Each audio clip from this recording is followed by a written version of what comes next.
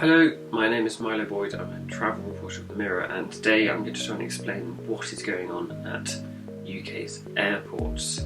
So if you turn on a radio, TV or computer this morning, then you'll know that airports are melting down. Things have been getting a little chaotic at travel hubs in recent months, but this weekend and this morning takes things to a whole new level. At Manchester, massive piles of bags were abandoned by luggage carousels after exhausted would-be passengers left the airport when their flights were eventually cancelled, hours after waiting by text.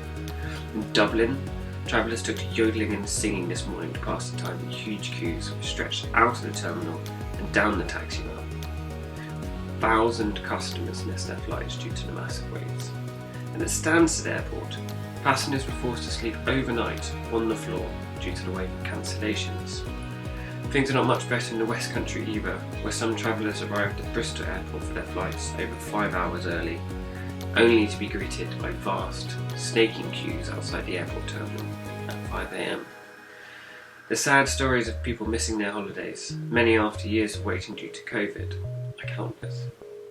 Just this morning, a woman in her 70s told me how upset her grandson was when their flight to Greece was cancelled by TUI over text. They'd been waiting to go for 3 years.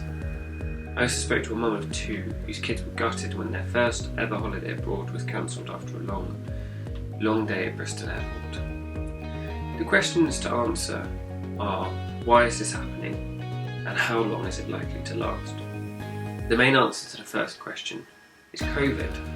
The relatively sudden lifting of UK pandemic restrictions led to soaring demand for travel, after 2 years when the coronavirus testing and traffic light regime had made holidays either impossible or an expensive risk.